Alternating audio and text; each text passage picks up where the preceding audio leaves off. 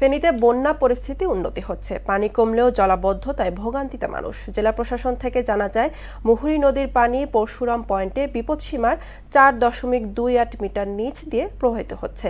পরিস্থিতি মোকাবেলায় দুর্গতদের মাঝে ত্রাণ সামগ্রী বিতরণ করা হচ্ছে। সঞ্জিত নাগের প্রতিবেদন, জানাচ্ছেন সিফাত রহমান জেসি।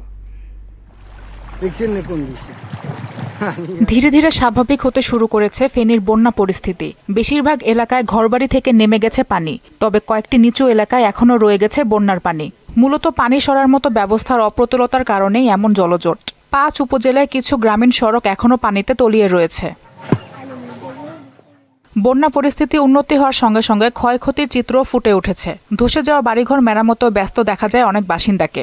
জমিতে তেমন ফসল না থাকলেও এবারের বন্যায় ক্ষতিগ্রস্ত হয়েছেন পুকুর ও হ্যাচারির খামারিরা। ইতোমধ্যে 9,000-এরও বেশি মানুষ আশ্রয়কেন্দ্র থেকে ঘরে ফিরলেও 9টি কেন্দ্র এখনো চালু রয়েছে। বন্যা দুর্গতদের মাঝে ত্রাণ সামগ্রী বিতরণ করছে জেলা প্রশাসন। অনেক বাড়িঘর রান্না বান্ধা চলেন না, অথবা কিছু শুকনা খাবার খাইয়ে দিন যার, অথবা না খাইয়ে দিন যাতে আছে।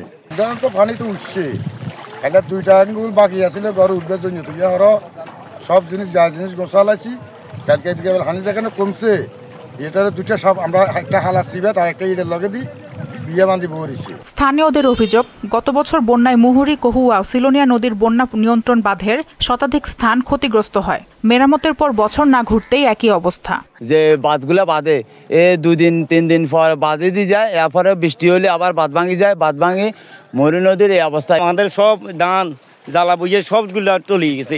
2024 আমরা একই অবস্থা, আপনার ধান চাল আমন ধান যা আছে সব পৌঁছে গেছে, গরু ছাগল যা আছে সব মারা গেছে। টেকসই বাঁধ নির্মাণ সহ বন্যা মোকাবেলায় প্রয়োজনীয় প্রস্তুতি নেয়ার দাবি ফেনীবাসীর। সিফাত রহমান জেসি, মোহনা সংবাদ।